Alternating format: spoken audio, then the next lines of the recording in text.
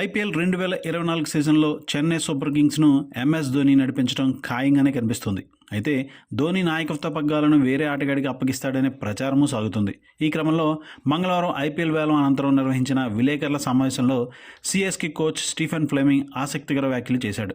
గత 10 ఏళ్లుగా ధోని కెప్టెన్సీ వారసుడి కోసం వేట కొనసాగుతుందని, అయితే కెప్టెన్ కూల్ మాత్రం ప్రతి ఏడాది అత్యుత్తమంగా జట్టును నడిపిస్తున్నాడని ఫ్లెమింగ్ వ్యాఖ్యానించాడు. ఎంఎస్ ధోని తర్వాత నాయకత్వ బాధ్యతలను చేపట్టే వారి కోసం గత 10 ఏళ్లుగా మేము అన్వేషిస్తున్నాం. ప్రతి ఏడాది ఇది చర్చగా మారుతుంది. కానీ ధోనిని గత కొంతకాలంగా చూస్తున్నా. అతడిలో ఉత్సాహం, ఆట పట్ల అభిరుచి ఏమాత్రం తగ్గలేదు. మేము అలాగే కొనసాగుతామని ఫ్లెమింగ్ తెలిపాడు. ఇక ఐపీఎల్ వేలంలో డారెల్ మిచెల్ను సిఎస్కే కొనుగోలు చేసింది. బెన్ స్టోక్స్ స్థానాన్ని భర్తీ చేయడానికే ఈ నిర్ణయం తీసుకుందనే కామెంట్లపై స్టీఫెన్ ఫ్లెమింగ్ స్పందించాడు. బెన్ స్టోక్స్ గత సీజన్లో కేవలం ఒక్క మ్యాచ్ మాత్రమే ఆడాడు కాబట్టి అతడి స్థానంలో మరొకరిని తీసుకున్నామనే ప్రశ్నే ఉత్పన్నం కాదు. అయితే డారెల్ మిచెల్ విభిన్న ఆటగాడు. గత ఏడాదిన్నర నుంచి అతడి ప్రదర్శన అద్భుతం.